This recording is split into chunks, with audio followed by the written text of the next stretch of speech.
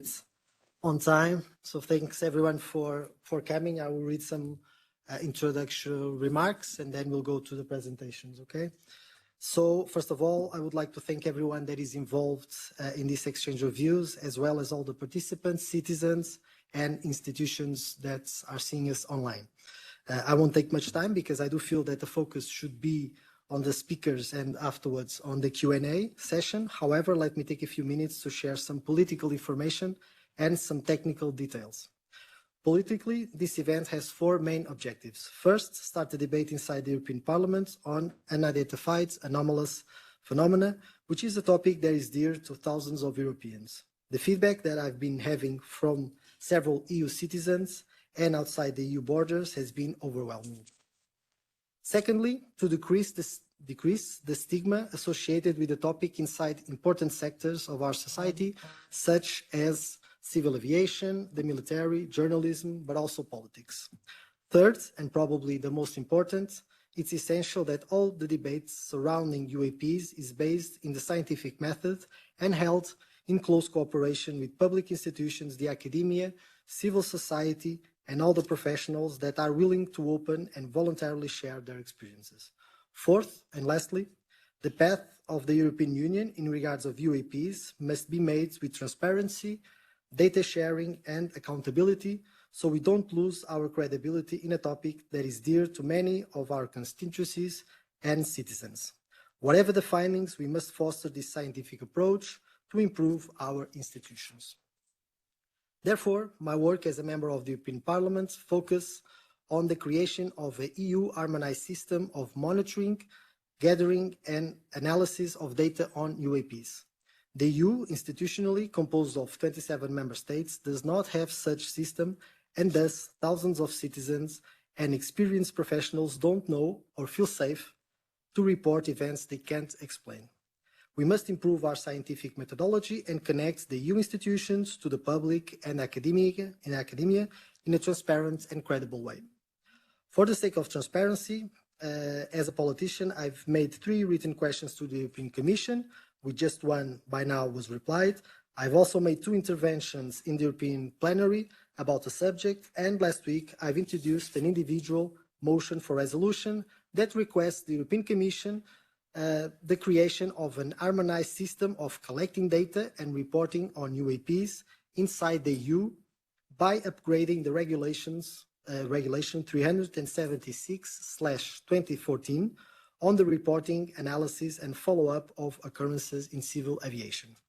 After these political considerations, let me present the panel and share some technical information. First, we'll have Mr. André Jol from UAP Quality Netherlands with a presentation about the topic of UAPs. Unfortunately, Mr. Joaquim Dekkers could not be present due to health-related issues. After, we'll pass to Mr. Eduardo Russo from the UAP Czech and Euroinfonet, who will guide us on the UAP's history in the European Union. Thirdly, we'll listen to Mrs. Beatriz Villaruel from the Nordic Institute of Theoretical Physics of Stockholm University and member of the Sol Foundation to present us her vision on the scientific approach we should have on analyzing UAPs. After, we'll connect online to the US with the former Navy pilot and Executive Director of Americans for Safe Aerospace, Ryan Graves. He will enlighten us about the recent developments in USA on the topic. Finally, but not least, we'll hear an important share and testimony of a civil aviator pilot, Christian van Eist. So all the presentations will have up to 12 minutes, and in the end, we'll have some time for questions and answers. For the Q&A, you can make your questions in the chat online, or raise your hand if you are present in the room. Please be concise when making your questions and direct them to a specific speaker if possible.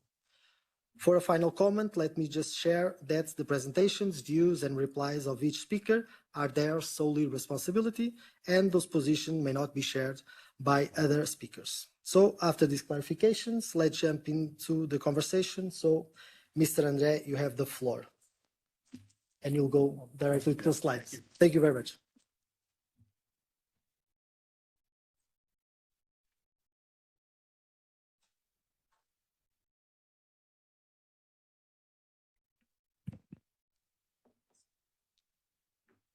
First of all, I'd like to say I'm very honored and privileged to be here, and I'd like to thank very much Francisco Guerrero for organizing this historic event. We, from the UAP Coalition Netherlands, are an independent NGO, and we represent the interested professionals within aviation, armed forces, and police who did have an encounter with UAP anomalous, unidentified anomalous phenomena.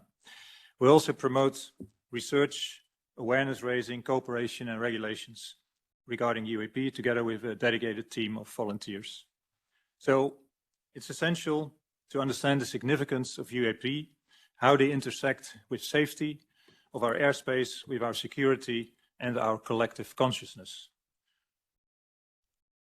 So let me first try to explain what are UAP.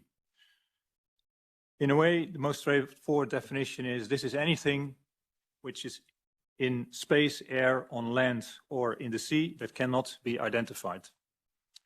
In the past, the term UFO, unidentified flying object, was used, but now with more information becoming available, more sensors being online, we know these phenomena are also observed in other domains like the sea, and therefore the acronym and definition was changed.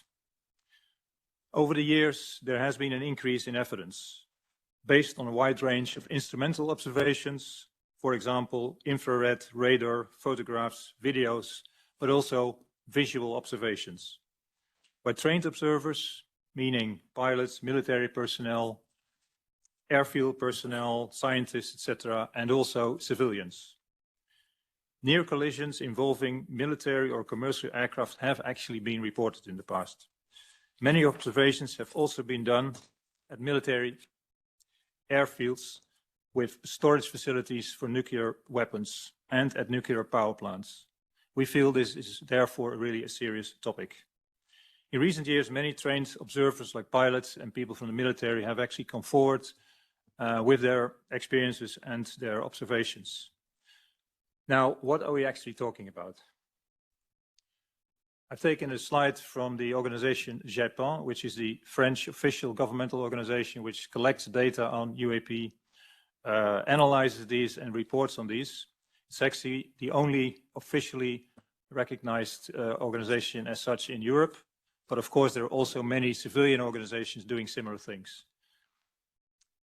The main message here is actually that, first of all, most of the observation can be explained by, for example, aircraft, drones, satellites, planets, meteors, etc. However, as you will see in category D, there is a percentage of about 3%, and this is also the case in many other databases, which cannot be explained. And this is the interesting part of UAP. As said before, Eduardo Russo will talk much more about the history of UAP in Europe and outside of Europe. Now, the question, of course, is why should we care about UAP? Why are they important? And the other question is, are they really real? Well, you could argue if UAP are not real, that means that over the past 80 years, trained observers have been seeing things which are a fantasy. This does not appear to make sense, as we very much rely on these same professionals to be good observers in their professional capacities. Now, secondly, I think it's interesting to hear what key leaders and key people, for example, in the US, are actually saying about the topic of UAP. So I want to show you a short presentation where various people are speaking out. If there would be sound. Can there be sound also? That would be nice. Try to put the sound. Where?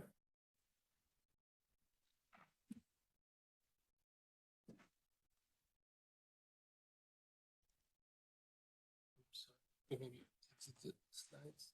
Put the sound. Okay. The slides. Yeah.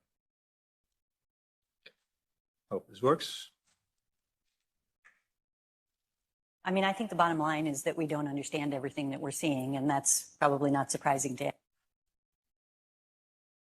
I mean, I think the bottom line is that we don't understand everything that we're seeing, and that's probably not surprising to anybody in many respects. They locked their radar onto it. They followed it, and then all of a sudden it would move. And it had no exhaust. It had no plume. It had no visible wings or any kind of engines. So we don't know what it is, but it's something. That's why I'm announcing that NASA has appointed a NASA director of UAP research. We want that era to stop. If you see something that they cannot identify, we need to know what that is. There's footage and records of objects in the skies that we don't know exactly what they are. We can't explain how they move, their trajectory. They did not have an easily explainable pattern. This topic is something that has been placed in the science fiction category. However, the occurrence of UAPs near our military bases has been documented and poses a national security threat, especially since so much about them is virtually unknown. Okay, I think that was really interesting to listen to these statements. Another development in the US has been that in 2022, the All Domain Anomaly Resolution Office has been starting, which was explicitly established on the request of the US Senate. It's a department inside the Pentagon that collects and analyzes UAP observations from US governmental professionals and regularly reports on the results. Now, there's a lot to say about these reports. I will not do that here. I believe that Speaker Ryan Graves will give some more insight in his own experiences as a pilot, but also talk about how the interest in the topic in the US has been growing and what are the recent US policy developments. The next question is, can we conclude that UAP poses a potential risk for flight safety? If a commercial pilot with passengers encountering a UAP, this could lead to confusion, distraction, and potentially even a risk of accidents. With 32,000 flights per day in the EU airspace, we feel it's necessary to address the topic. By understanding and addressing the UAP topic, we can enhance the safety and security of our skies. And Christian van Heijst will give some of his experiences and also experiences from other pilots. Another key aspect is the security concern. In this era of heightened geopolitical tensions and rapid technological developments, the presence of unidentified objects in our airspace raises questions about surveillance, defense capabilities, and potential threats. We feel it's imperative that these issues are explored and addressed. It's also interesting to note that China has issued a shoot-down order of UAP in at least one and possibly several provinces. They're using AI to research UAP data, and they consider UAP to be a national threat and a flight safety issue. We also know that the Russian government is aware of UAP and doing research on this topic. I mean, I think the bottom line is that we don't understand.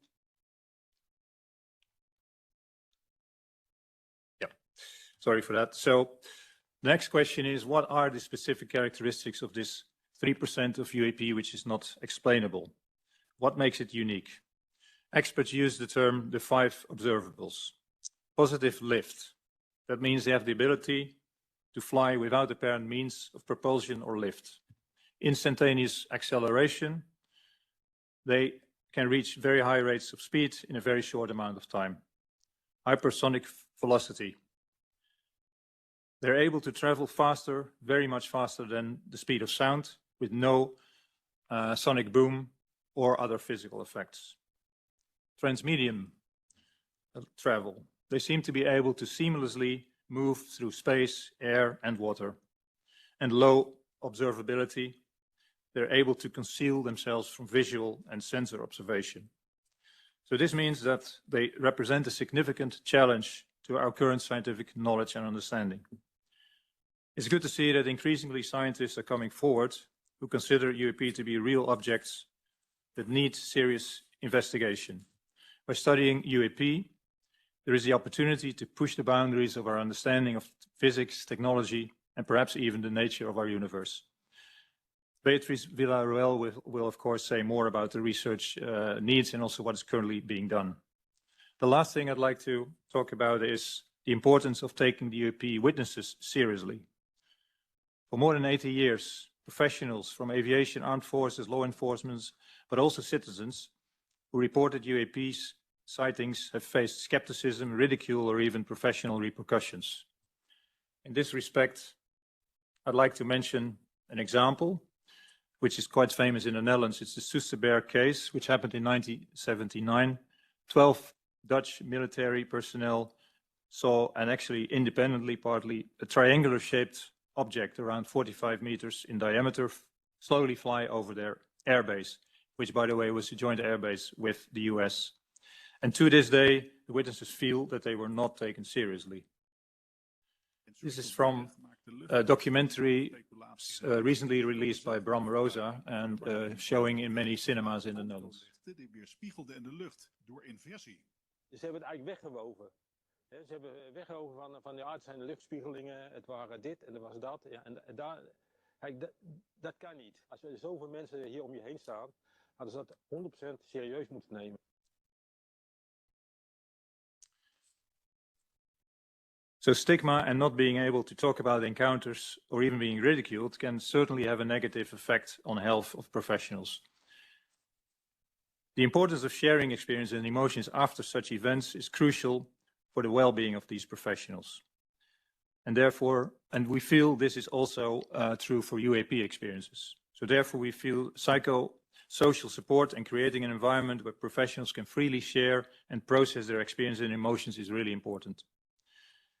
And in that respect, and it was already said by Francisco, we feel it's crucial that policymakers do create an environment and the required legislative frameworks to allow witnesses to feel comfortable coming forward with their experiences and knowing that they will be heard, respected, and supported.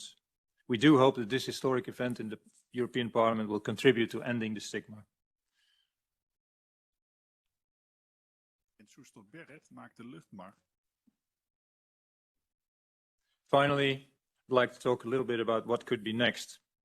Firstly, we feel it's important to raise awareness and educate policymakers, professionals, scientists, the media, and the public about the reality and the significance of UAP. Secondly, we need to prioritize data collection on UAP through advanced monitoring, and we should enhance multidisciplinary research. By leveraging expertise, technological research resources, and international collaboration, we can gain a deeper understanding of these phenomena. Thirdly, we need to establish clear protocols and procedures for reporting. This includes channels for pilots, military personnel, other trained observers to report sightings. And lastly, we should include UAP explicitly in relevant EU legislation, for example, on aviation safety and in the space law.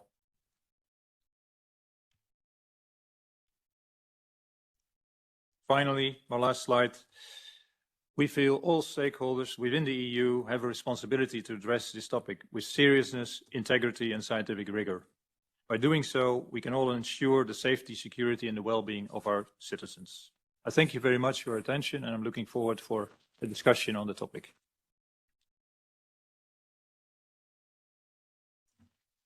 If you want to applaud, you can applaud. If you feel safe to applaud, it's okay. Don't be tense. You're free to do whatever you want, so don't worry. So now I will pass the word to Eduardo Russo.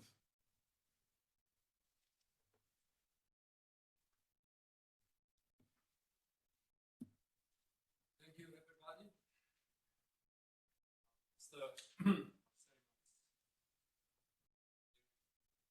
Yeah, open the mic. Okay, now it's working.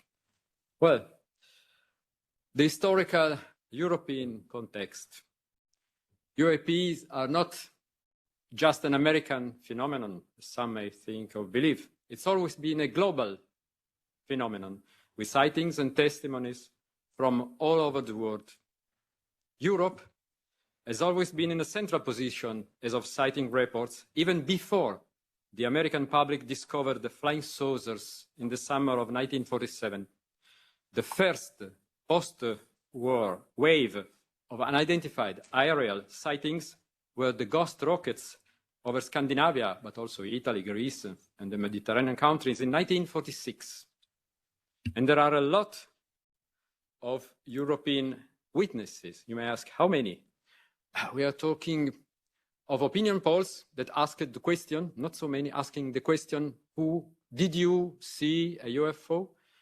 And we have some seemingly different percentages that amount to an average, a weighted average of 6.5% people having seen UFOs. If we remain to the European Union countries, that means as much as 29 million people having seen, thinking they have seen a UAP, a UFO, call it as you like. Not all witnesses are reporting their own sightings. Our estimates are that less than 1% of the witnesses are stepping forth and are reporting their sightings. Since the databases of case histories collected by the civilian UAP organizations are presently comprising about 170,000 reports. Is it much? Is it few? It's higher than the total number of USA reports as collected by our sister organizations in the United States of America. We are talking of Europe in a geographical sense, from Portugal to Ukraine, from Norway to Malta. Unidentified aerial phenomena are not regular in their apparitions. Sighting reports are coming in waves with rich or poor years. The first large wave of sightings was in the spring of 1950, and it was a really European one, hitting several countries, Belgium, Italy, Spain, the UK. An even greater UAP panic took place in the autumn of 1954, with thousands of cases, mostly in France, and so on and so on. We had the national waves in the UK in 1967, in Spain, 68, in Italy, 73, in France, 74. Important waves of UAP sightings took place in most European countries along the last 75 years at last. My own country, Italy, suffered such a strong UAP wave in the late 1978 that fishermen refused to go out fishing. Police patrols were sent photographing strange lights in the sky. Parliamentary questions were asked, and the government charged the Italian Air Force to begin a formal collection of testimonies from the public. You can see here one of the national examples with the peaks and the sightings in certain years and not in others. Even if 90, 95, even 98% of those UAP phenomena are later identified and explained with known natural phenomena or man-made objects, which is precisely the grassroots activity of us UAP investigators, we are left with a small, yet not negligible, residue of anomalous cases totaling thousands of UAPs in the strict sense, unidentified, in a European scale. What are people seeing? The largest part of sightings are either distant lights in the sky, you see more than 75% of reports, or of distant daylight flying objects. But we also have got higher strangeness and higher credibility reports as close encounters when the phenomenon is not more far than 150 meters from the observer. And it is about 10% of, this is just a national sample, my national sample from Italy. It's about 28,000 reports. The special cases I'm referring to may be sightings from the military, maybe physical effects, temporary physical effects on the surrounding environment. Pilot reports that we've been talking about, that Andre mentioned before. Ground traces, radar detection cases. And just think that we cannot get all radar detection cases, since a large part of them are military case histories, and we are not given unless there is some declassification of data. And more recently, the attention moved to the sea, to the water, and you see we have about 1% less more than 1% of USOs, underwater objects. You can choose a name for them.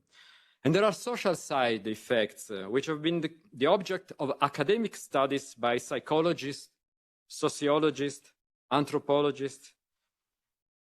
Even if I can't talk here and now some real panic situations, we are left with a great number of people wondering what they saw, millions of people who have a right to an answer if there is one, but cannot find anybody officially charged to give one to them, and are crushed between those telling them you were drunk and those believing it's just extraterrestrial visitors. It's only the private organizations, the volunteers, that take charge of these people, of their testimonies, trying to find and offer those answers to witnesses.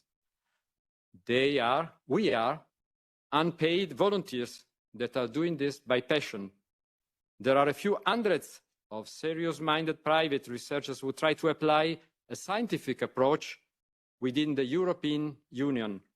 And there are dozens of rational associations of them, one in nearly every European country. Some of them having been active for decades. Just think that the British National Association has been founded in 1964. The Catalonian Spanish organization since 1958, and the Danish one, 1957. What are they doing? They are collecting testimonies. They are doing field investigation, trying to find a solution. They can find an explanation for the very largest part of the testimonies. We are collecting documentation, archiving, and offering support for study and research that is not our business. It's not the private volunteers that have to make scientific study. It's to the scientists. And we are doing an activity of public education, conferences, congresses, interviews. Just think that the largest existing archive about UFOs in the world is in Sweden, the Archives for the Unexplained. The military have traditionally been collecting UAP reports within their proper mission of controlling and defending each nation's airspace. Most, if not all, European countries have had its own military archives of mostly military reports, just like in the USA. We all know about Project Blue Book, but something similar have been existing all over the world, nearly all over the world, and in nearly all European countries. But what I want to tell and to stress is that as many as 10 European countries have declassified their military UAP archives or opened their UAP files in part or in total, which is amounting now to several thousands of reports available for study. What about the other countries? Well, we have another 10, 12 countries that have done the same. But let's remain to Europe now. As for non-military, yet government organizations, I'm not talking about private volunteers, collecting and analyzing UAP reports, can I say that the only one, not just in Europe, but in the world, is in France. In 1977, the National Space Study Center, CNES, the European NASA, if you want, created a study group on unidentified airspace phenomena. They called them phenomena, they called airspace, not just aerial. The JPAN now changed the name twice, it's JPAN. It's not only still active, as André showed, but still offering investigations and precisely that service to the French public only, collecting their testimonies, trying to identify the causes, offering those answers to the public. We will get back to them. What about the politicians? Well, they have been involved since the beginning. Parliamentary questions were asked in most European countries since at least 1950. And the European Parliament got its own share of them too. You may see that there is a collection bias here because I got too many Italian ones, but we are sure that France had quite a collection that has not been collected properly. And around Europe, can I say that Europe is including the United Kingdom? Look at how many. You know, the British Parliament is a special kind of parliament. 110 parliamentary questions since 1950.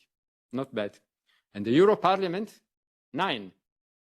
Even if we take away the 2 ones by Francisco Guerreiro that elevated the total, it's 7 times more. But not just questions. We have a precedent when in the last few months of 1989, Belgium, the country we are now sitting, suffered a heavy wave of sightings, several thousands in, let's say, 1 month and a half, taking the local UAP study group, the SOBEPS, the Société Belge d'études des phénomènes spatiaux, to have a collection in 2 volumes of several hundred pages. Well, it was a European, no, not yet. It was a Belgian member of the European Parliament, I should say for chauvinism, of Italian origin, Elio Di Rupo, later becoming the first minister of Belgium, years later, that asked a question and obtained that the Committee of Energy, Research and Technology of the European Parliament began an investigation. The committee charged an Italian scientist that was a member of the parliament at the time to do that work. And he offered a proposal of resolution, not creating a new office, but giving the French Japan, we talked about, a European status. Then the action went another way, the legislature finished, and it remained like that. So the ball is once again here. What are we doing about it? What are you doing about it? We don't know. This is a very short and quick panorama about European history of UAP and UAP studies.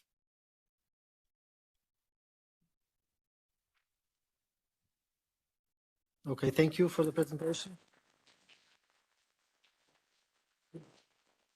Just signals the importance of us having a uniform system and an harmonized system here in the European Union to collect this data and to then be dealt by professionals on the matter.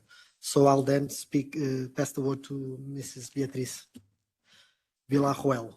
I don't know if I pronounced it correctly. I hope so. Perfect. Perfect.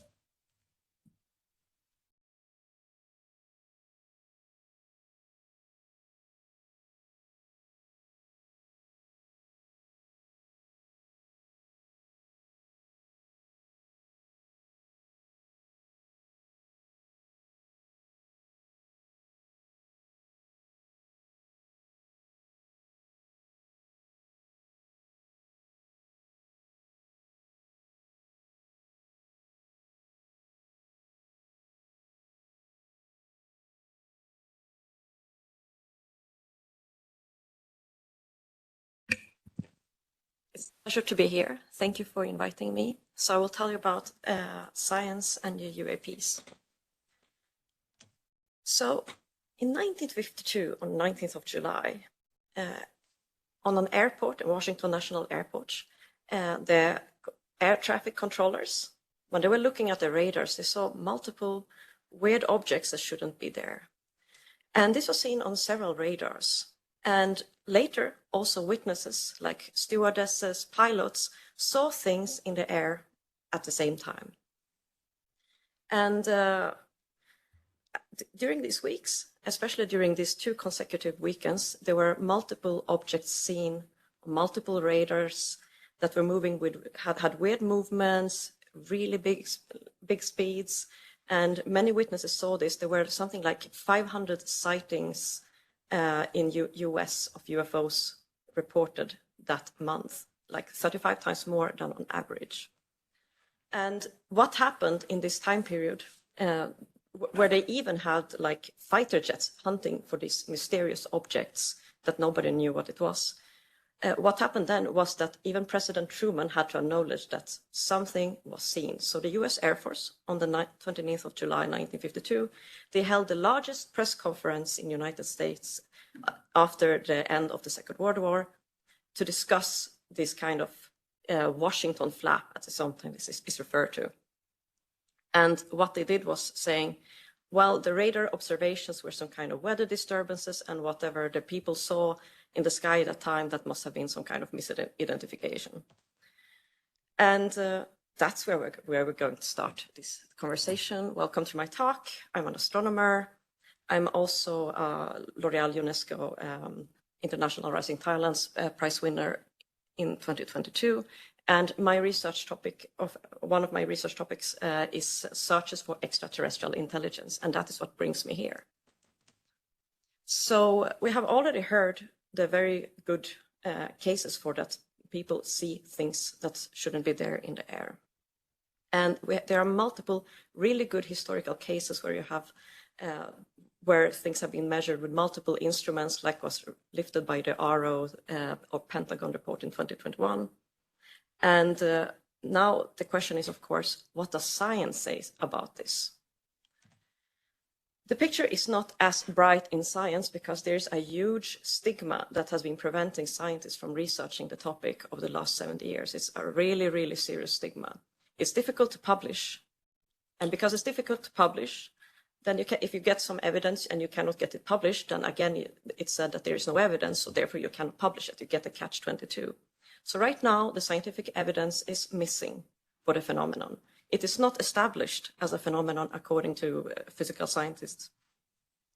And what I wanted to say was this can all change, of course, because we need measurements, we need data. There is a big mismatch between what has been reported and collected and what has been documented and what the governments know.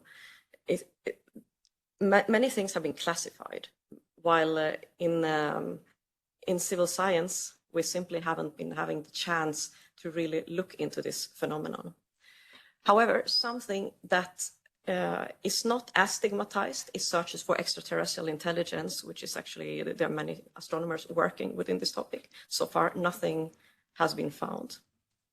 But if you just look at the ET hypothesis for the UAP, we know that there are billions of planets that look like the Earth and that are in the habitable zone. And we also know that we humans are capable of creating a probe like Voyager and Pioneer and send it to another star already now. It just will take a very long time. And we also know that biomolecules have been found on meteorites. So there's a very good case for that there is lots of life out there and maybe even many advanced civilizations. So NASA last year, they made a report. They had a panel of 16 people and they had a look at the UAP evidence, and they found actually a number of mysterious metallic orbs in images, and they started a UAP directorship. So there's now a UAP director at NASA, which means this is a topic we should really take seriously. And there are different methods for studying UAPs. The first thing, of course, is that one effort I really admire is by the Sigma 2, led by Luc Denis, where they are looking at cases where they have multiple measurements and have witnesses, and then they go actually do very beautiful modelings and simulations, trying to test different hypotheses, because hypothesis-driven science is very important, not only looking for the thing that remains, but testing different hypotheses. And they do really excellent work and with testing famous cases or well-documented cases.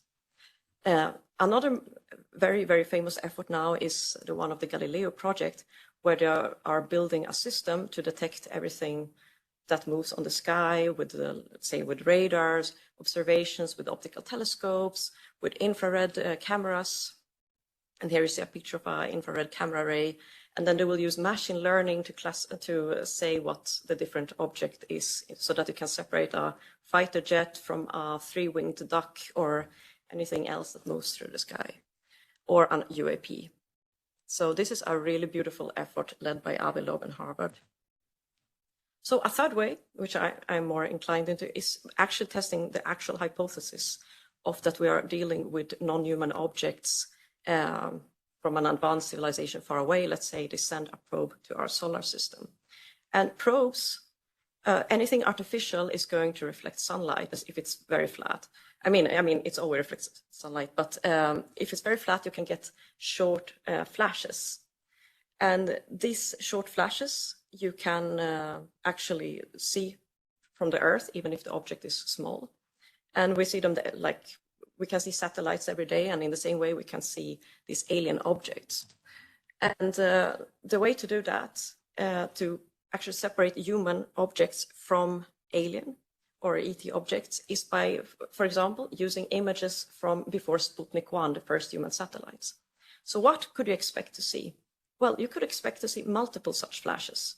You could see either single, or you can see several along a line, or you can just see multiple. And has anyone ever seen something? Well, in 2021, we found a very weird example where you could see 9 stars or flashes appearing and vanishing within a short time period. And here we didn't know if it was real or not. We could exclude every conventional astronomical explanation. We tried a lot of instrumental explanations. We were wondering, could this be some kind of plate defect, some kind of nuclear fallout that got stuck on it? And this became a mystery for us, because if a real observation, then it was best fit by, well, what we discussed before, maybe UAPs or maybe some new physics, we don't know. Here's another example where you see much clearer such flashes. There are 3 bright stars that appear and vanish within 50 minutes in an image from the 19th of July, 1952. And this was published in the monthly notices of Royal Astronomical Society, which is one of the most respected astronomical journals. And it was posed as a mystery. When it comes to things that are aligned, here you see another example of several along a line from the 27th of July, 1952.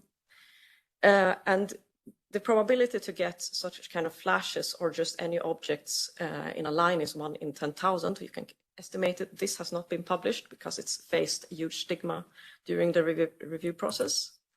However, those who took note of my introduction might also recognize that there's something funny about the dates I presented, and that's that they happened right during the Washington flap, which we don't know if this is a coincidence or not. And these are our both most beautiful examples, and they were found before I ever heard about the Washington flap. So how can we actually test this? Well, we have designed a separate experiment where we're going to have a network of telescopes, of wide field telescopes with high-speed cameras that are looking specifically for these kind of fast flashes. And the goal is to detect something, to verify it in multiple telescopes. But once you have multiple telescopes, you can also localize it. And if you localize it very well, you might be able to bring down the object to the Earth. And as I said, we will try to localize the object through the use of multiple telescopes. And by controlling the distance between each telescope, you can actually also focus your searches far outside our atmosphere, because I'm not interested to deal with any human objects.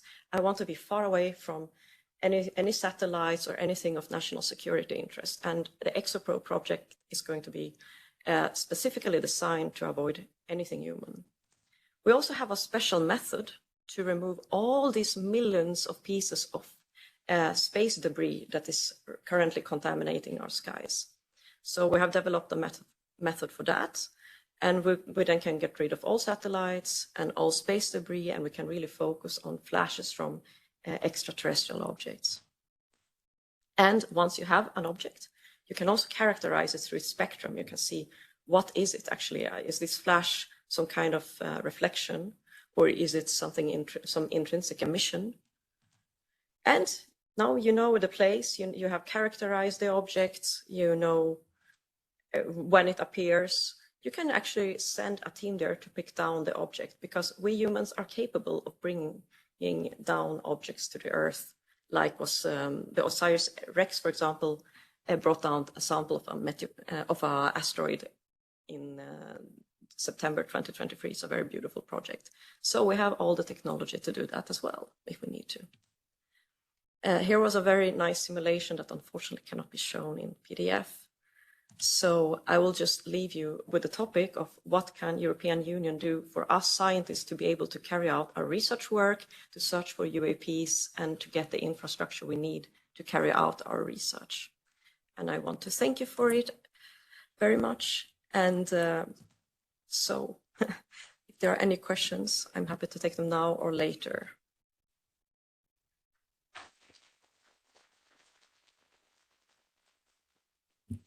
So all the questions will be made after all the presentations. So we then have the specific time for that. Just to let you know that you might know this, and this is obvious, but Galileo is a EU project that is funded by EU money. So the relevance, it's really, really high. And we have a difference between our approach to space than, for example, the US. So here is more civil based, more connected to civil society and scientists. The US, it's a bit different, as we know. There's also being written the European Space Law by the European Commission. They also made a public appeal to commentaries, and some commentaries from institutions were also presented. So let's see how this law is drafted, this directive. There's a pillar of safety also in this law that I think should be also exploited in the next mandate, exploited in the sense that should be concerning also this topic, and obviously this harmonization, this coordination of instruments that we have should be available to the scientific community. So now let's go to the US to see if our next speaker, Ryan Graves, it's online.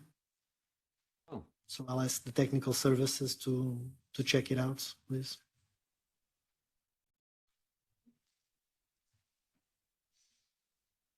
Hi, can you hear me?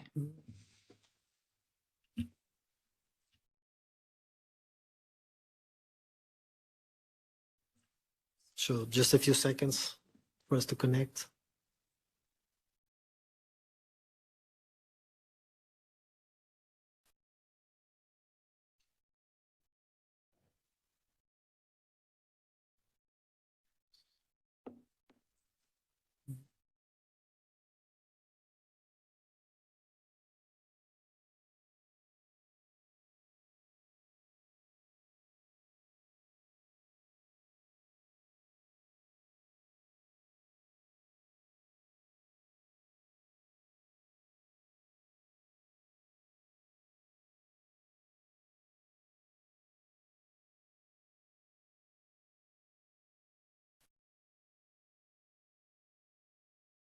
There's always some technical issues, so let's bear a few moments so we connect with the US.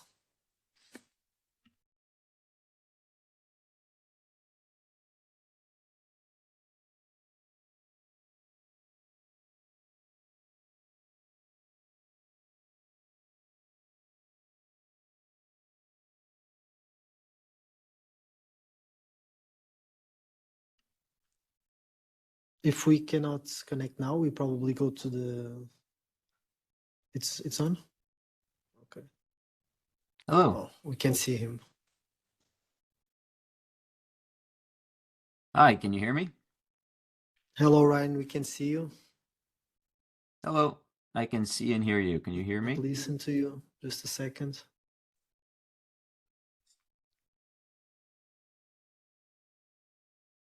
There's image. There's no sound.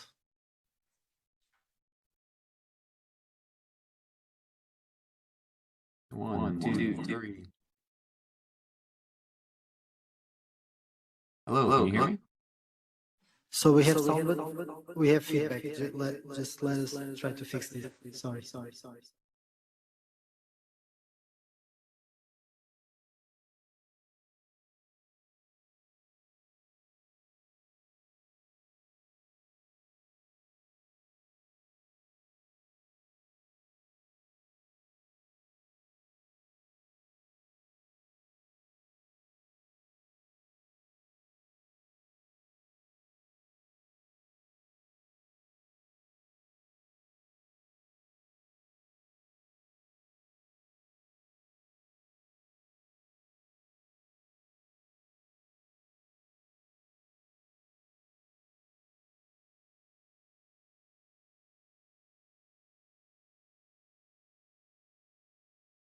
Ryan, can you just now we are listening to feedback.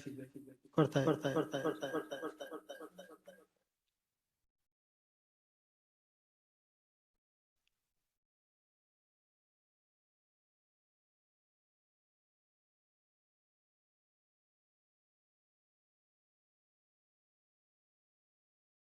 So let's just pass the next speaker probably, and we'll try to fix this technical problem.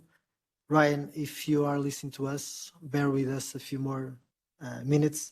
We'll pass to the next speaker, and then we'll try to solve this technical problem, and you'll jump after. Okay? I guess so. Sounds good. So, please.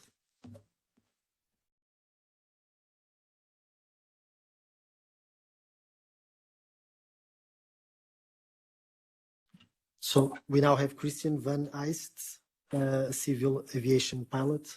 Sorry if I mispronounce your name. It's fine, okay.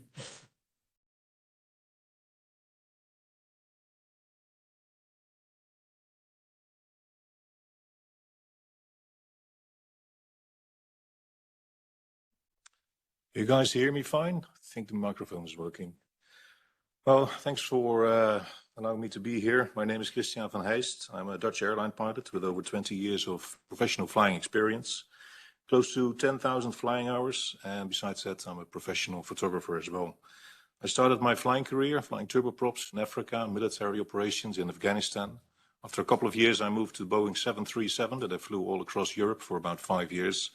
And for the last 13, almost 14 years, I've been flying the Boeing 747 all across the world, and in the capacity of captain, commander since the last 3 years. I must really say I never really had a real interest in the UAP or UFO topic. I've seen some things in the beginning part of my career that I found peculiar, but I always thought, together with my colleagues, that it must have been something military. It was only after I saw the testimony from Mr. Ryan Graves and also Commander David Fravor that I started to realize that the things that I've been seeing in the first couple of years of my flying career were actually maybe more special than I initially thought. I must say, also in the last 20 years of flying, I've seen a lot of things from the cockpit. I've seen military operations, meaning I've seen a lot of rockets, missiles, I've seen a lot of explosions, I've seen satellites, I've seen rockets being blown up in the sky, all sorts of celestial fireworks, let's say. But some of the things still defy an explanation. And it's only, as I said, after I saw the testimonies from Ryan Graves that I started to dig in further into my own experiences. And basically, I wanted to know what I've seen. I basically wanted to debunk the whole topic within 2 weeks because I had some vacation time and I just dove into it. And I basically came to the conclusion that the stuff that I've been seeing was just basically not explicable right now. And I started to worry more and more about the flight safety aspect of all those sightings because I'm flying sometimes up to 100 hours a month all across the world. And if there are things flying next to my airplane or pretty close to my airplane or close to the flying path of my airplane that are not identifiable, not even by air traffic control, this could pose a serious issue. So I decided to come forward. I'm one of the first, not really the first, but one of the first commercial pilots to come forward with my sightings in an effort to break the stigma and to hope that the flight safety aspect can be discussed openly, even if it means that we find out that it's a new weather phenomena or a new type of bird. I honestly don't really care. I just want to get to the bottom of it and make sure that professionals like me have a way to report these sightings.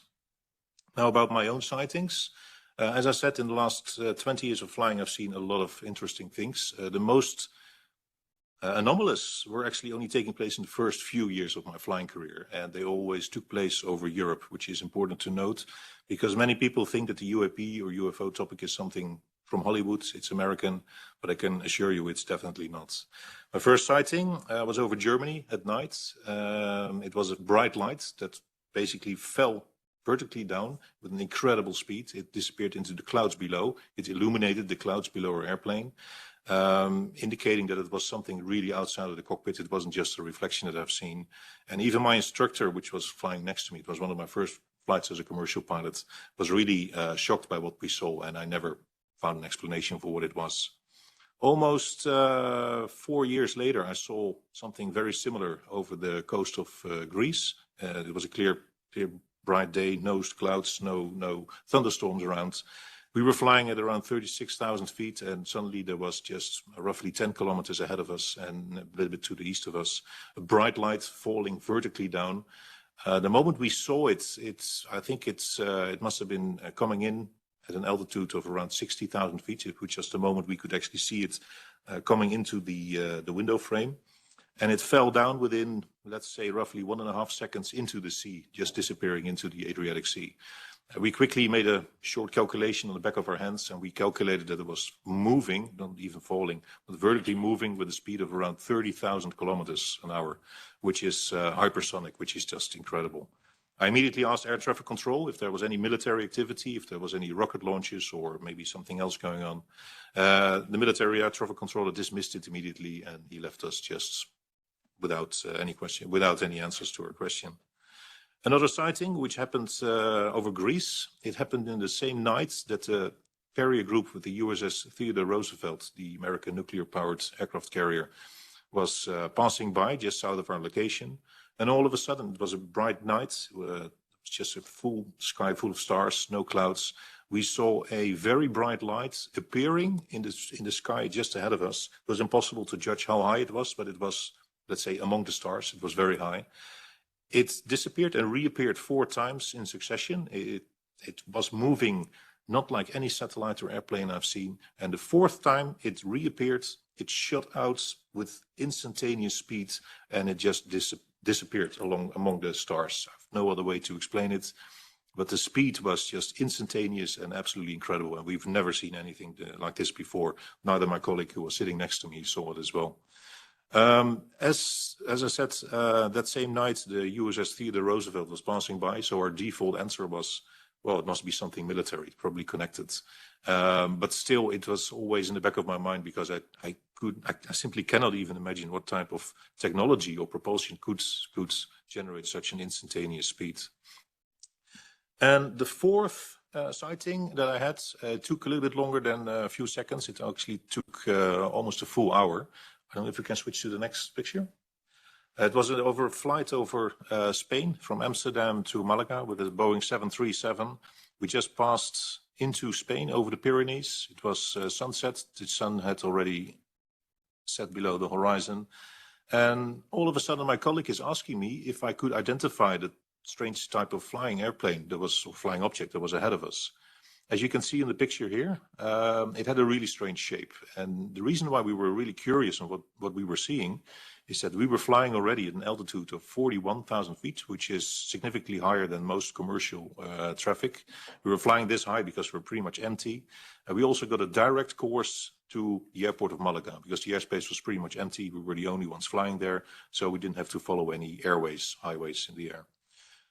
And for about 15 minutes, this object, whatever it was hanging ahead of us, significantly higher. And it didn't show any signs of a contrail, no tail, no engines, which you normally see when we spot other airplanes in the sky. And after about 15 minutes, it didn't move relative to our position. It didn't change altitude. It didn't grow bigger or larger or smaller, indicating that it would move to or from us.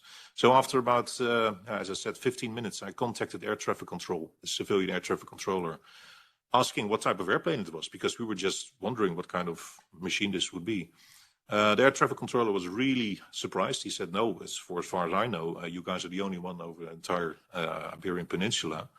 So he asked us to describe what we saw, and he was absolutely clueless. And after a couple of minutes, he came back to me. He said, well, military air traffic control wants to know what you guys are seeing, because they're very interested as well. This was, by the way, in 2010. I'm not sure if the date is important, but anyway, it was already a while ago. So military air traffic controller was interested. I told him all the details, and he basically confessed to us that there was no known traffic all the way up to Morocco, for as far as he knew. No military activities, no weather balloons, absolutely nothing going on. So we were just left clueless with what we've seen. We saw the object all the way up till our descent into Malaga, which was almost 55 or 60 minutes later. And for a full hour, we just saw this object straight ahead of us. It didn't really pose a threat, for as far as I know, at least. It was pretty far away. But for the longest time, it's now already 14 years ago, I've just been wondering what I've been seeing. And I'm really disappointed that I was never able to report this sighting anywhere. Later on, I found out there are websites like organizations like UAP Check and MoveOn. For me as a professional, I was not really interested in the topic, and I was not even aware of those organizations. So I was just left absolutely clueless with my sightings. Since I came forward about 2 years ago publicly with podcasts and interviews, a lot of my colleagues have come forward privately, both in flight and also after the flight during dinner, with their own experiences, which are sometimes much more significant than my own experiences. Some of my colleagues have reported glowing or silver objects hovering next to the flight deck, next to the cockpit of their airplane, sometimes flying close to the speed of sound. Some of them have reported groups of pulsating lights overtaking them while flying at significant altitude and speeds. And also other colleagues have seen different sorts of lights, pulsating lights, etc. It's very varied. It doesn't really fit any certain type of description. The only common denominator is that we as pilots, we can never report it anywhere. So I think it's very important that there should be a way to get rid of the stigma. So pilots and professionals and military personnel are allowed to talk openly about it without repercussions. And there should be a way for us to report it in a way that these sightings and maybe even pictures, because a lot of my colleagues even took pictures of the stuff they've seen, should be analyzed in an objective and neutral way, because that's the only way to find out what else is flying in our airspace. So long story short, these are my modest experiences, one of them with an actual picture. And I just want to get to the bottom of it. I want to know what else is flying next to my airplanes.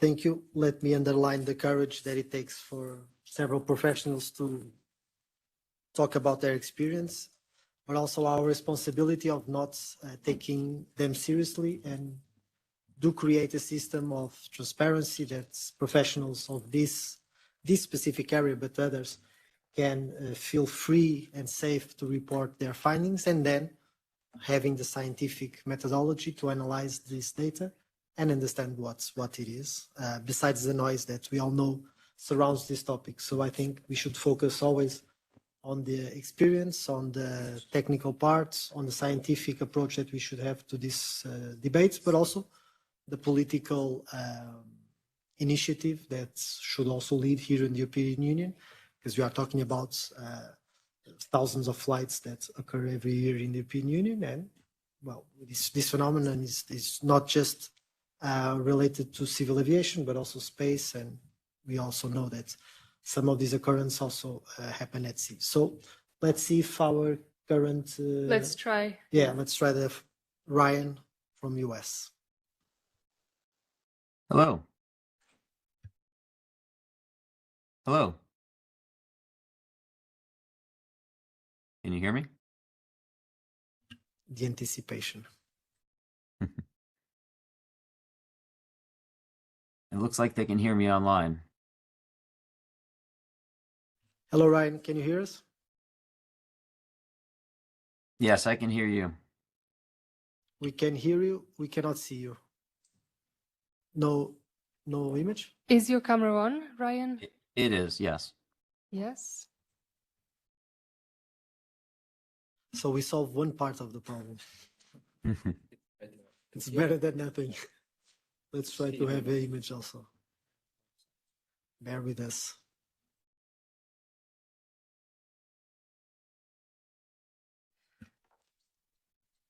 Maybe we could try without the picture.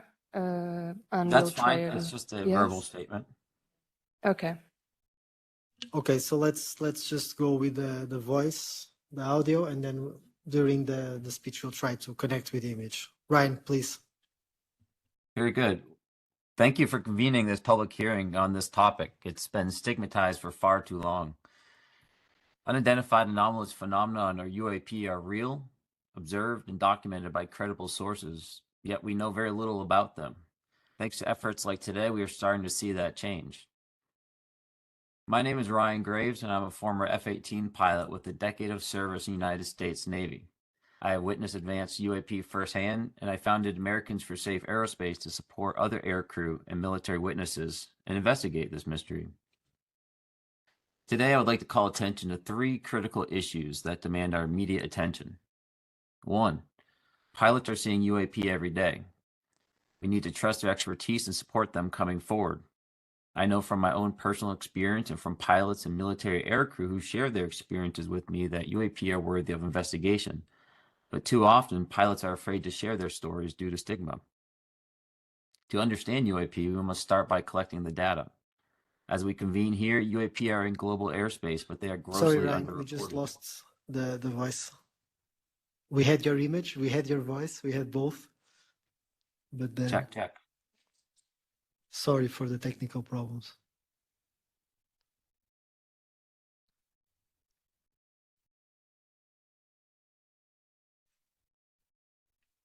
One, two, Ryan, three. sorry, would you want to try and turn your microphone on and off, and also the camera on and off?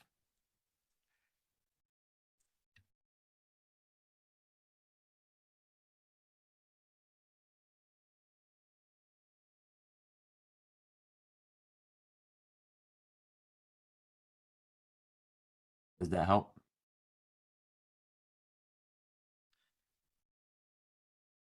We can listen to you. Should we just move forward with the voice? Yeah, we just go with the voice. Sorry. Continue. No problem.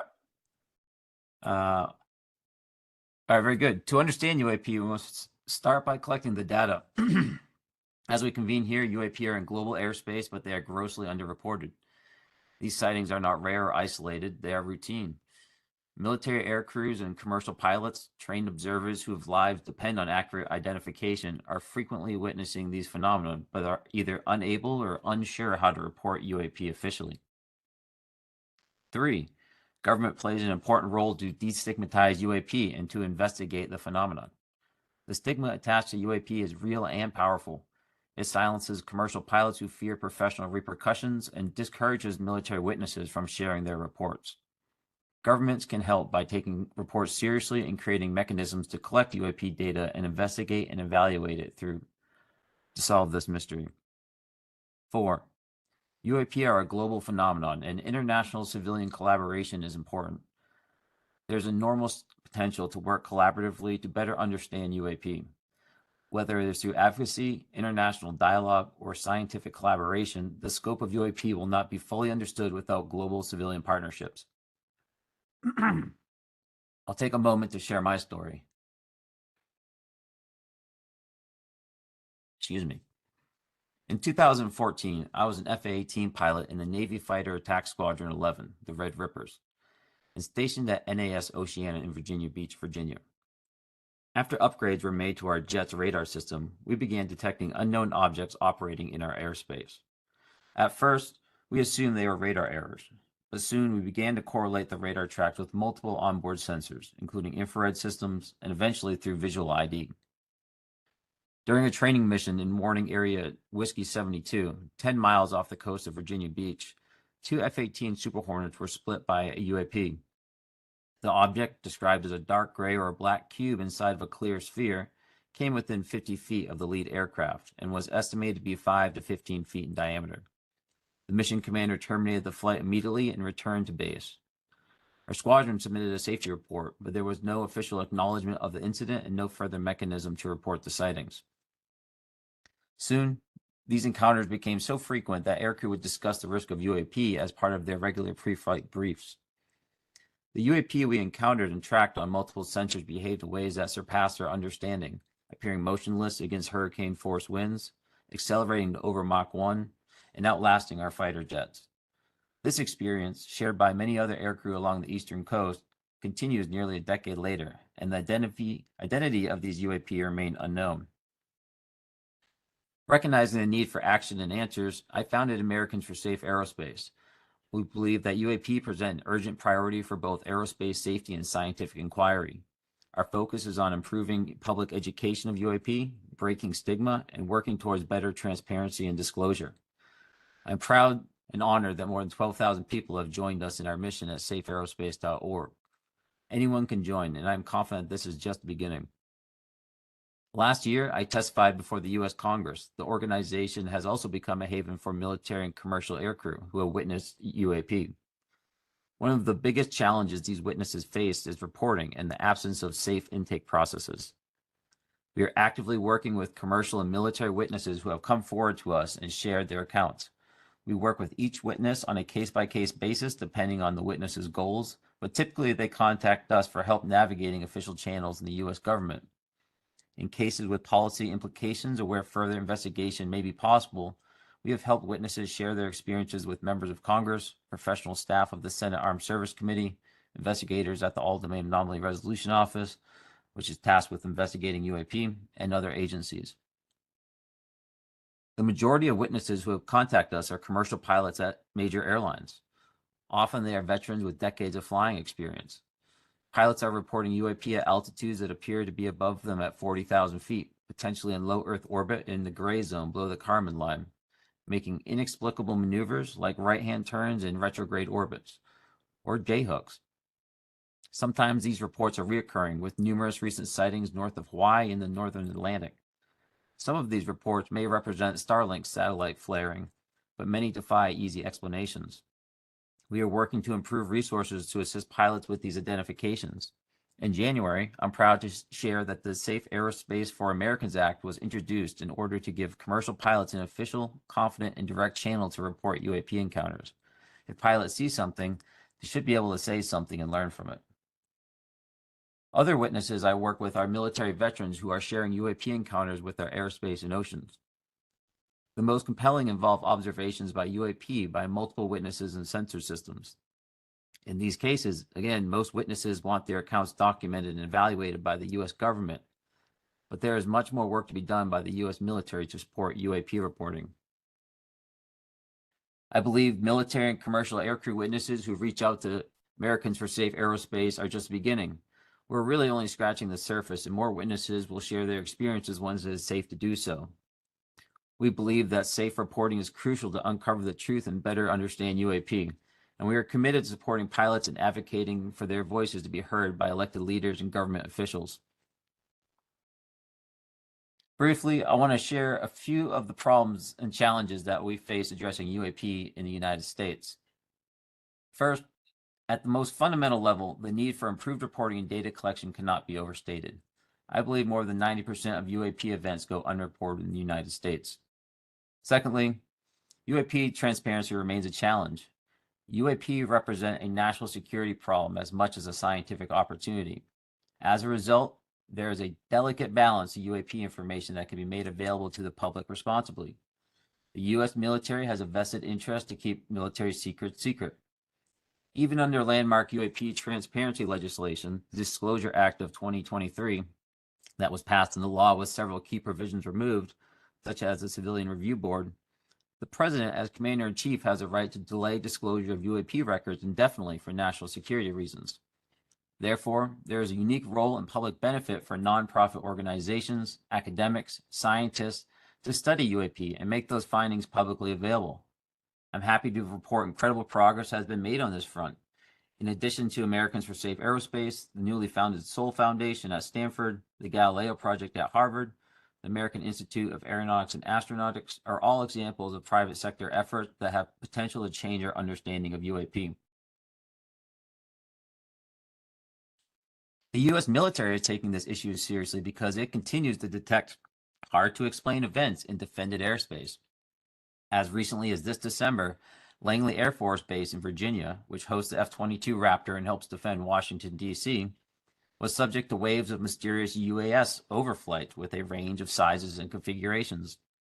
General Gregory M. Gillette, the new NORAD commander since February, testified to the Senate Armed Service Committee on March 14th, 2024, and I quote, "I've gone into the events at Joint Base Langley, Eustis, and I'm using that as the centerpiece of my 90-day assessment to see where NORAD and NORTHCOM can and should do more, as this emerging capability outstrips the operational framework that we have to address it." End quote. In addition, the All-Domain Anomaly Resolution Office in the Pentagon announced earlier this month that it is also deploying purpose-built hyperspectral sensors to military bases and training ranges to detect, track, and characterize UAP. Simply put, the American military knows there is a domain awareness gap around small form factor objects and is working to close it. How much will be disclosed about the most anomalous cases remains to be seen. In closing, UAP truly are a global phenomenon. I recognize the skepticism surrounding this subject, but UAP will only be understood if we dedicate ourselves to pursuing and evaluating data. Thank you for your time today.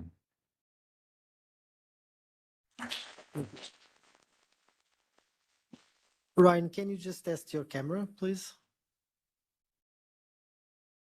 Okay, we see you now. In the end,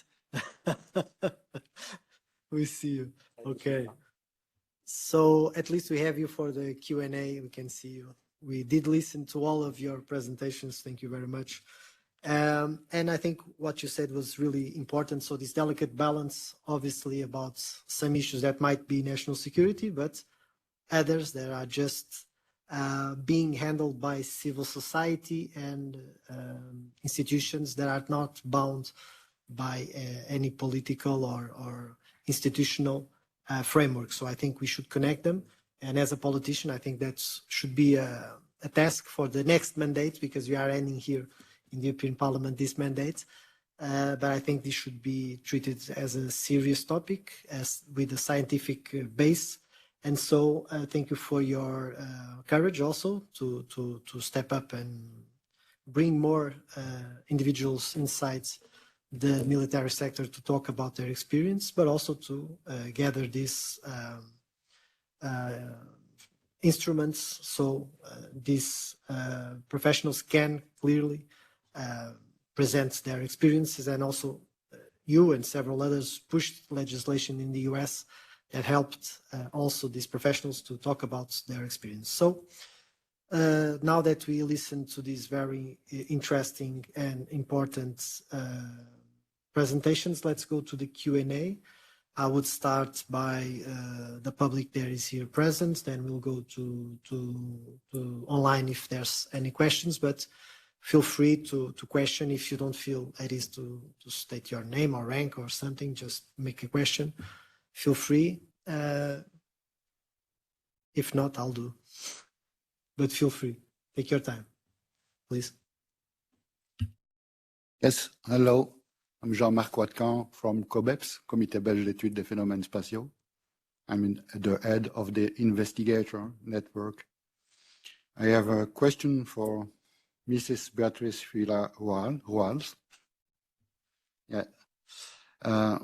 It's fine to look in the deep sky after the lights, but is it possible to look to the Earth with the satellites?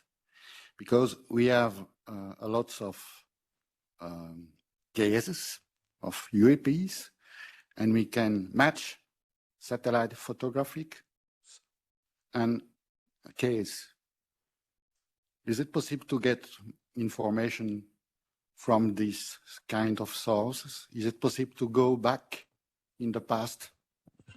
Well, I guess we can always go back in the past. I mean, I think not in 1952 directly for my examples, but if we just generally, it depends on the resolution of the satellite imagery and exactly what you want to do, because I think a lot of the publicly available satellite imagery is not going to have the resolution that you need in order to look for such small objects as our UAPs.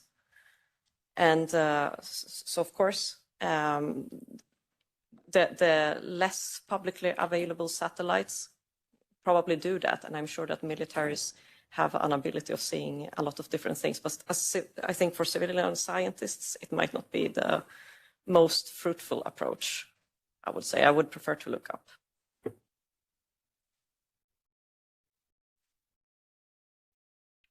Yes, so just for those who are here in the room, if you want to make a question, do it. You just press here the button, you speak to the micro, and then you shut the micro up.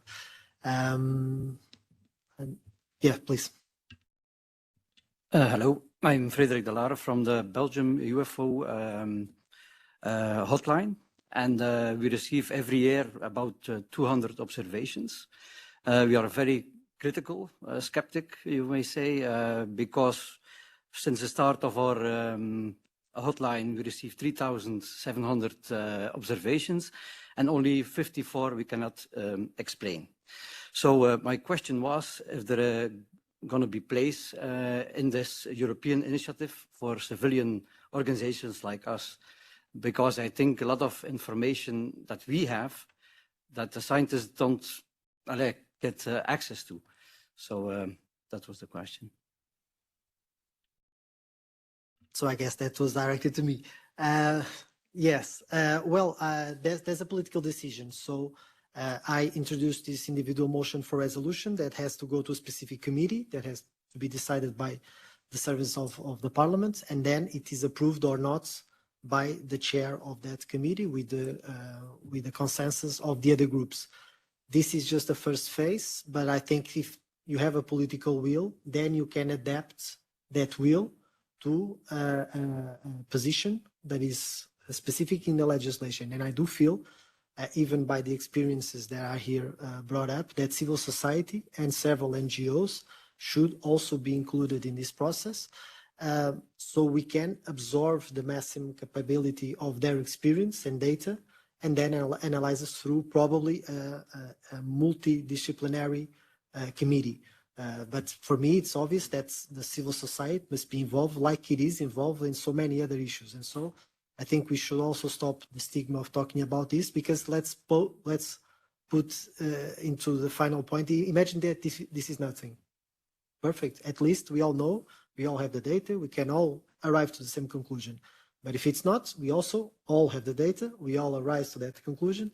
And so the path should be this, and I think politically we should always include civil society, although, as Ryan stated, some issues may be from national security concerns, but I would say that those would be just a slight minority. But again, civil society should also be included, of course. Yeah, please. Thank you. My name is Lee Dines, and I'm the European Advisor for the Scientific Coalition of UAP Studies. The SEU is a think tank consisting of scientists, engineers, and other professionals who dispassionately research UAP. SEU has over 250 members, many from European countries, and approximately 90 of our members have PhD degrees. My question is to Christian. Christian, what steps specifically can be taken with the aviation community to encourage pilots to report UAP sightings without fear of ridicule or professional repercussions, ultimately fostering a safer environment for data collection and analysis? I think first of all there should be a form or a way, or maybe an app where pilots, professional observers can submit their sightings, including all the data that they can provide, altitude, location, duration, you name it. And besides there should be a central point for collecting that data and analyzing it, maybe in reference to other sightings, known sightings, or even space and weather phenomena. And I think the only way to do that is by basically build up a centralized database organization to collect that data. And I think in the EU it makes sense to centralize this on a European scale. There are some initiatives locally for different nationalities, or sorry, different nations to collect the data, but I think this should be a European database. And I think this European database in time can be maybe compared to US databases as well, or other bigger organizations, so you don't have all this splintering of all the data being gathered. I think that's the best way to go.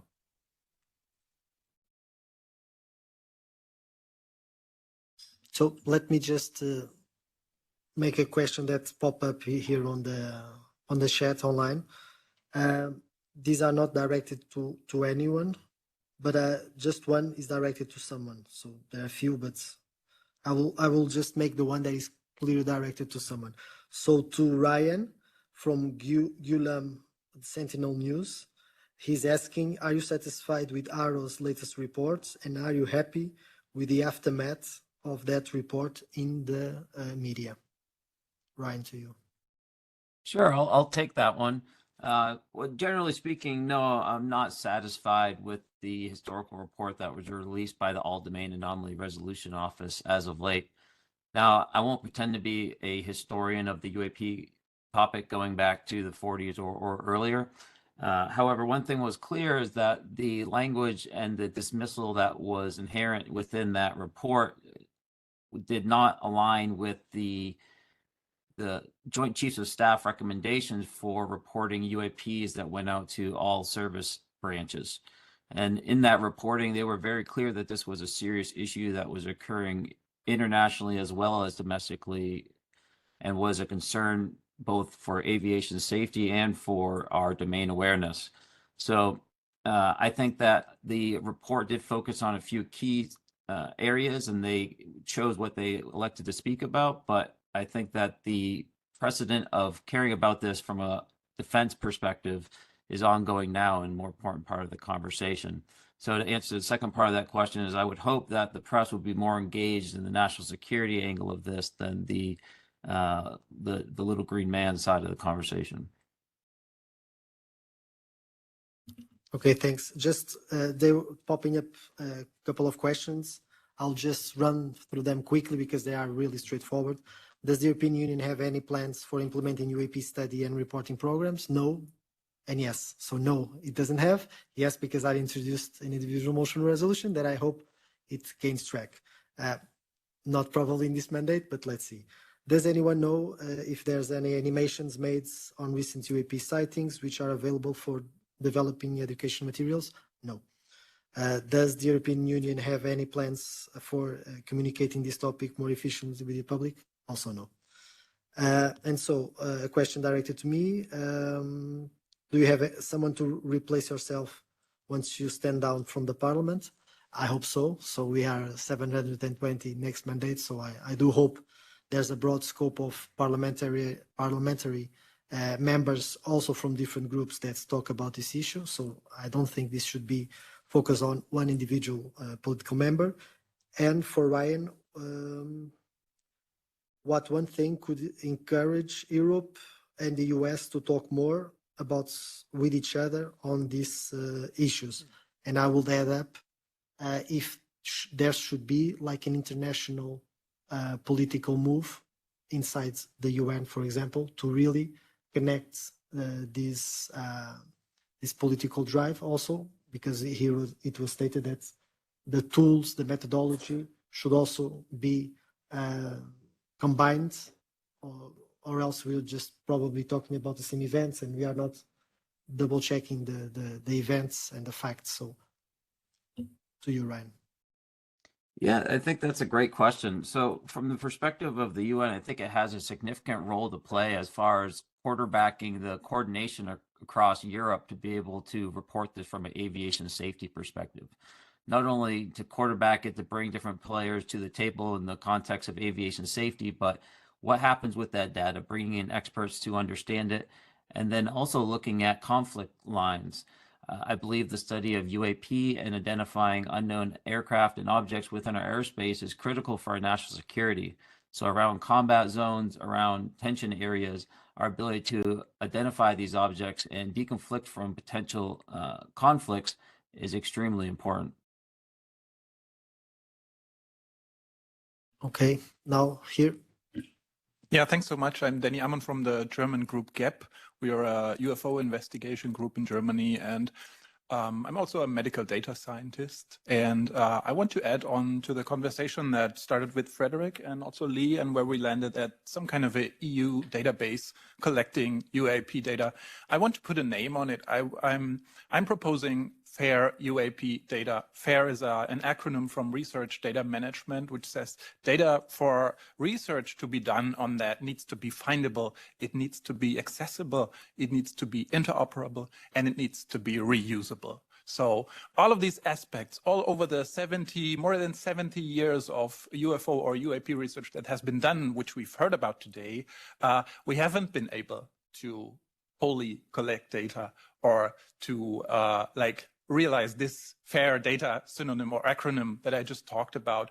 A lot of people today already talked about data collection and data quality. And this is something we need to achieve. And I think this is something we need resources and funding for, because it's the basis for formulating testable hypotheses on the topic of UAP. Like in the presentation of Beatrice, she formulated a very specific hypothesis, and she showed a way how to test it.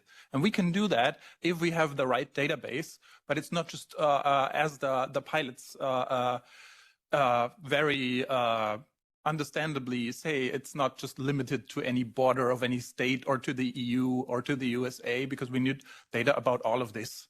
And it has to be interchangeable and usable all at once. And this is something that needs to be worked on. Would you agree with me or anything to add to that? Thank you so much. So in my position, yes. So it's a simple yes, and we already have a name that will help the further debate on the topic. I don't know if any speaker wants to join on this topic. The only thing I would like to add is I think it's important as well to create an awareness about the topic among professionals that are not really into the topic. As I said, I only stumbled upon the podcasts that I mentioned before, and I started to think about my own sightings. And I think especially among pilots or military personnel, many of them are not even aware about this whole topic and conversation. So I think this should be part of, let's say, training of professionals and creating general awareness. Just a little side note to mention. Also to add that I had a conversation with a few institutions that I will not name because it's not really relevant, but I do feel there's a gap between the reporting of professionals and then the collection of that data and then the analysis of that data. And so there's a big gap between both, which should be eased if we had some type of legislation and tools to help professionals to talk about it and then obviously analyze the data. So there. Yes, my name is Robert Fleischer, German journalist, Exo Magazine TV. My question is to you, Mr. Guerrero. When you talk to scientists, what they say is, first of all, we don't deal with the subject, first of all, because there's this huge stigma, and then second, we have no funding. And if, for example, we have a person that is perfectly capable of studying this at the University of Würzburg in Germany, Professor Hakan Kayal with his interdisciplinary research institute, but he has no funding. So my question is there any chance that you see what could the European Parliament do to provide funding for this kind of research? Yeah, so interesting question, because we are debating the next year budget of the European Union, and we just approved the guidelines, so the political priorities of the next EU budget, which it's already defined in quantities, but you always have some margins to allocate to different programs, and that's the political debate. So we introduced some political priorities. I made one amendment, that was talking about the European space law and the possibility of having finance to research these questions. But in the end, the compromise amendments, that part didn't enter. But again, it was a move to try to politically talk about the issue.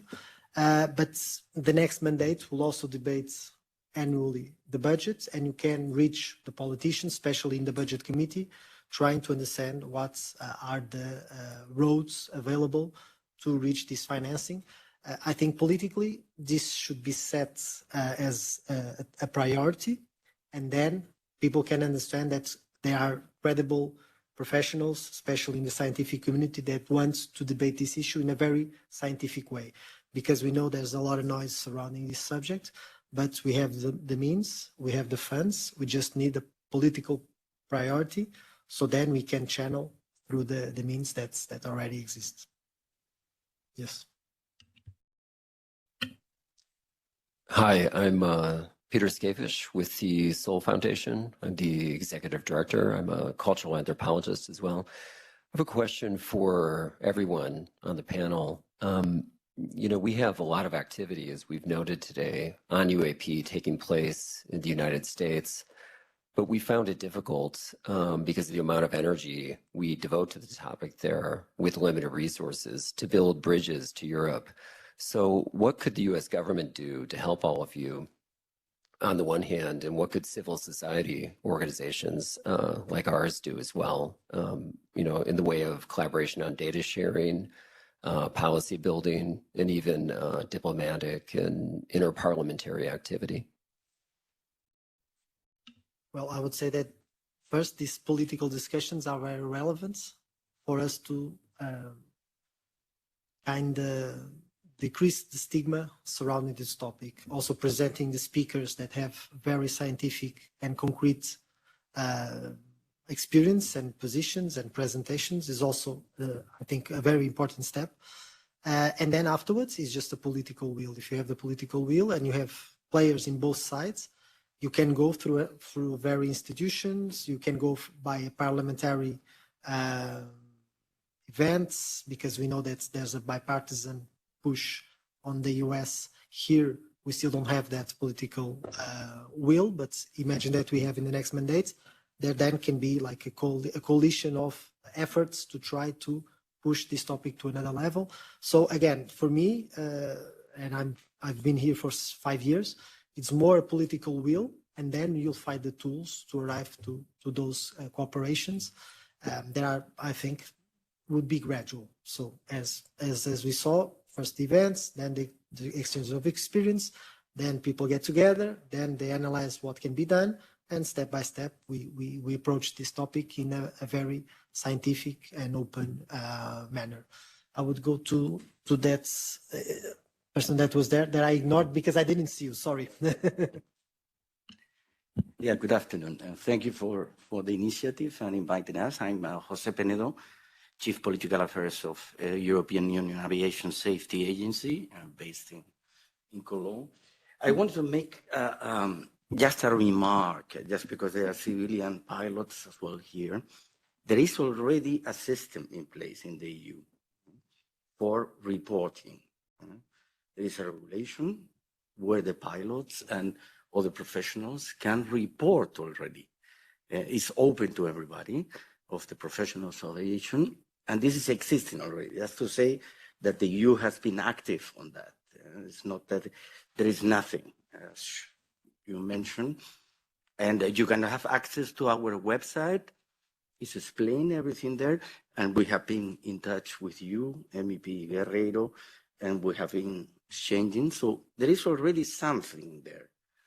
Can be improved. We can talk about funding and more tools, but it's already something where you can freely, based on just culture, report to the EU, in this case EASA, but on behalf of the Commission and the EU. Is this related to the regular flight safety and airprox reports that pilots are supposed to submit, or is this completely something else? Is this specifically for UAP? For professionals to report. And but is it specifically for UAP, or is it flight no, safety no, in no. general? This is a different story, of course. It's everything. Yeah, but you can report everything there. And of course, maybe we can work on more specific issues, but it's free for you as professional civil pilot to report whatever you see. Yeah, the problem is there are big safety reporting systems in place for every airline, which is contributing to the safety of aviation as we have it right now. But if I file a report just through my own company saying, well, I've seen a funny light in the sky, my company cannot really do anything with that. So the biggest issue is that if it's specifically about UAP, first of all, there's no awareness among pilots for such a database reporting point in place, and it should be clearly communicated as well that there's a call out for all aviators to report these things. I'm not even aware of that, and I'm flying for 20 years now for European airlines, so it's interesting to hear. And I think Yeah, well, I would be interested to hear about that. For example, this would be interesting for pilots in training to inform them about this, or airlines to inform them that the pilots have a way to report it. So for me, it's the first time I hear it. Yeah, that's the proposal that I made was to improve that regulation, so it clearly states UAP, so it doesn't enter the realm of just safety, because sometimes it's not correlated even with safety, just concerns that pilot have. But the effort is being made. There's some tools. Let's improve them and let's move forward, because clearly there's a gap between the experience of several pilots and other professionals on other areas, and the connection between then the collection of data and then the monitoring and the reporting of those data to civil society also and to institution, because communication is lacking also in several ways. So I'll just give to. Yeah. Yes, thank you. I am Michael Vaillant. I am working for the French GEPAN since 16 years. Just, I am not talking for the GEPAN because I am a private consultant, but I know very well how it works, in particular regarding the methodology and the aspect of data science. And my question, of course, there is, did you think about the aspect of anxiety regarding the witnesses? Because, you know, in the mission of the GEPAN, you have 3 missions. One mission is to answer to the public to the question they have when they observe some things. And you have many people, like we said today, which will observe something in the sky and cannot have a clear answer. So, in a way, it's a question of public education and also helping people. Did you think about this idea and how it could be connected to what you propose? Yes, just to let everyone feel free to comment if you want to jump in at any point. Please feel free to add some comments related to this. My proposal is the principle, is the base for new developments. In my site, I feel that there should be hearings with expertise also. Public institutions that already work on this field, for us politicians to absorb what might be this structural change that we need to do in EU regulations. So we then have an efficient tool to collect this data, to analyze, to communicate, to educate, also politicians, also professionals, everyone that should be involved in this topic. And so I think the next step, ideally for me, if I would draw the steps, would be having some auditions inside. If this motion passes, for example, we could have it in the specific committee, an audition with key stakeholders. So we then have a more in-depth analysis on how can we construct or reform or improve the existing regulations. Of course. I'd like to comment something, because we talked about the JPAN and you mentioned one of the missions. What is interesting, has been interesting in the last 10 years at last, is that Japan, that is an official body, has called at least twice a conference, a meeting, a closed shop meeting involving civilian researchers.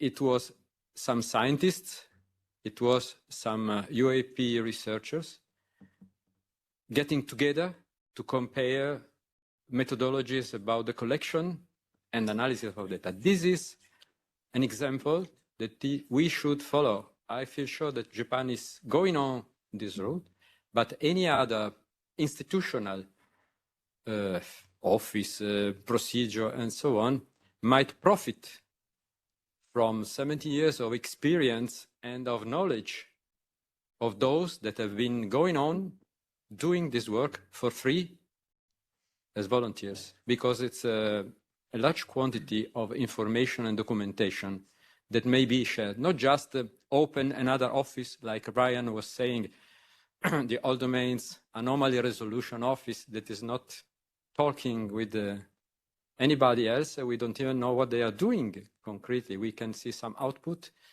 but there is a large knowledge base spread that should be put together and given to those, the scientists, that are the only ones that should be able to do something with that. We can collect it, we have done it, and so it's a good way to work together.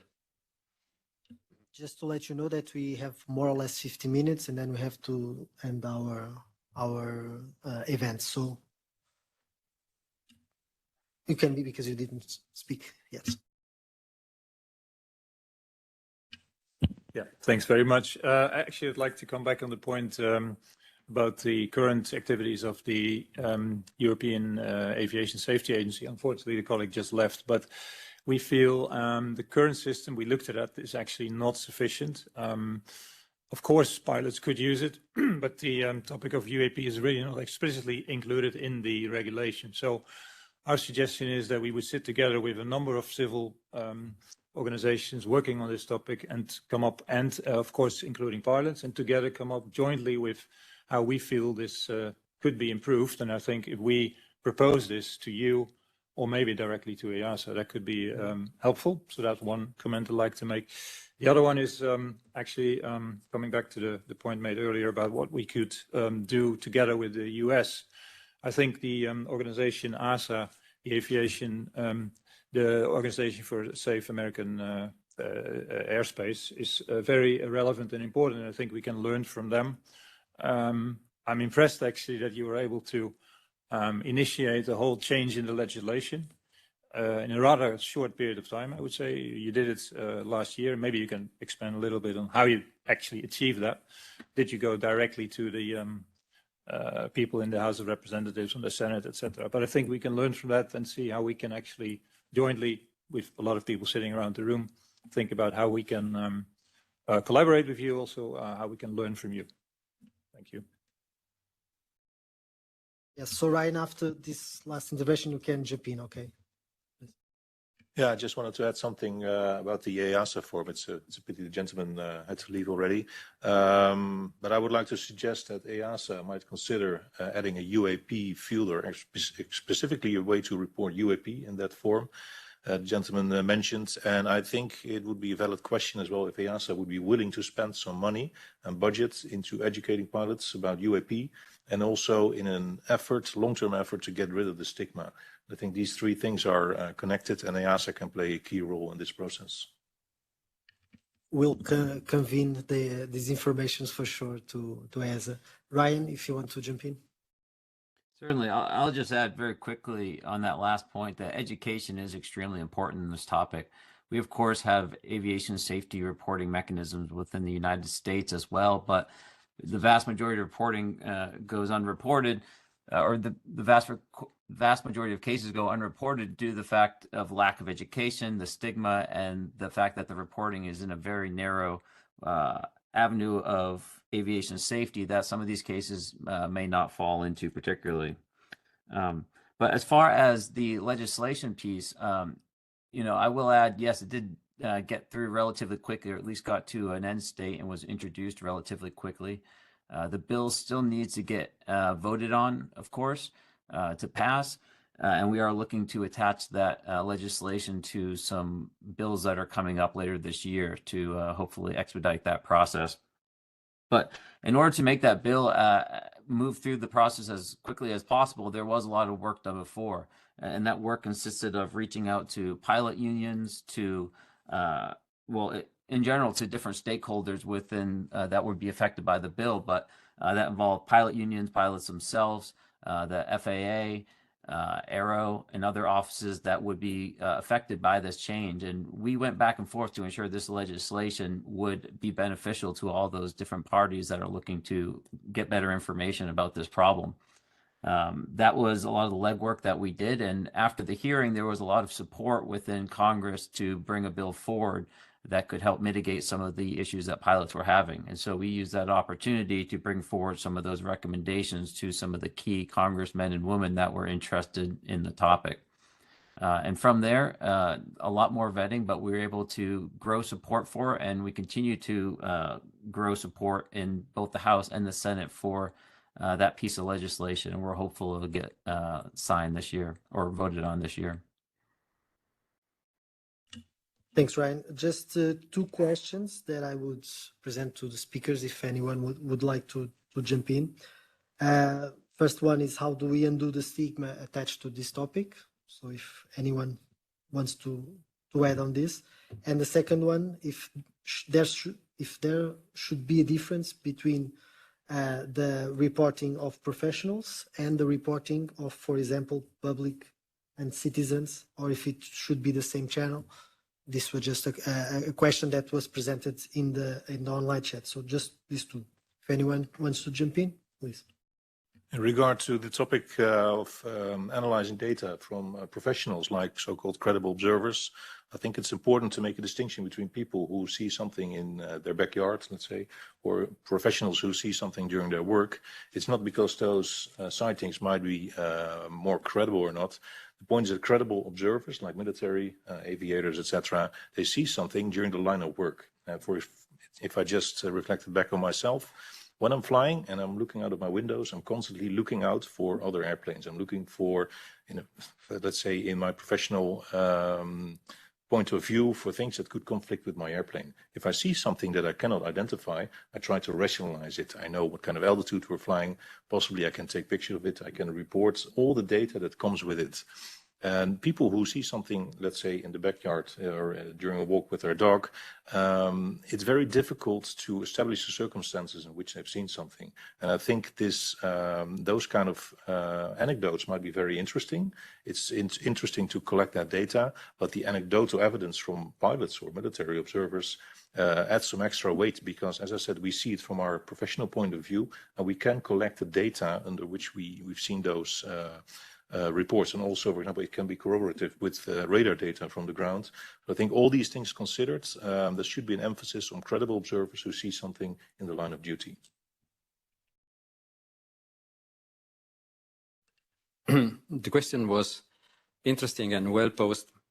Yes, it's completely different to collect data and investigate and analyze data from generic sightings of things seen in the sky. And on the opposite, from pilots or about physical effects or even just photographic reports, they all need a different approach. But this is not starting from scratch. It is already existing. As I said, we have been amassing a sort of knowledge. As an example, I am a national director for the MUFON, the Mutual UFO Network. If you have a look at the methodology manual and the type of collection, the questionnaire forms, they are completely different, the special cases from the generic cases. When we were in Kaipan in the first seminar by Japan in Paris 10 years ago, a university professor from the USA, Richard Haynes, that was a founder of the North American Research Center on Anomalous Phenomena, that is been collecting pilot sightings, explained to us how to investigate a sighting by a pilot. That is a completely different situation from an observer on the ground. You have to look at different things. You may ask for different data. So yes, we have to have, and sometimes we already have, different protocols for data collection, for data analysis. It's not just a mixed bag where we put everything that is in. It would serve to nothing. That's my 2 cents answer to the question. Okay, so just the last one, because we only have 5 minutes and I have to close. First one and last one, it's Azar. So I'm also teacher, and I think that topics could be a good occasion to make citizen science and to learn to educate young people inside schools or to the critic, and to learn the skies, what they are in the, there is in the skies, planes, stars, and so on.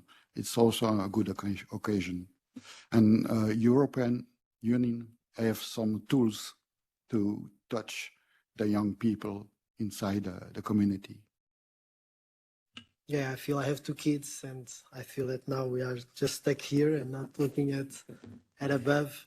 Well, I would. Do you want to jump in? No, okay, because you do like this. No, okay. So I'll stay by here because we only have like 4 minutes. I would like to thank everyone that was present and that watched online. Probably some will just watch this later on. Also, thank you to all the journalists that are making good work reporting this credibly, all the professionals that are working scientifically on this topic and that really want that the EU moves ahead and also surpasses the US on these topics. And then we all united can have a very scientific approach on this topic. I do feel that we need a political leadership here in the European Union. I hope that the next mandates can lead us to that path. Again, thank you for everyone that was here, that was sharing their experience, their knowledge to all the questions that were made. And thank you very much. I do advise to follow all the institutions and all the speakers that were here on the social media, because it's always a good place for us to learn about the new developments. And then I will also share these events in my social media. So feel free to share and then use it as much as you can. Thank you very much again. And a special thanks for our guest in the US that is far, but really close to our hearts. Thank you very much to all. Bye-bye.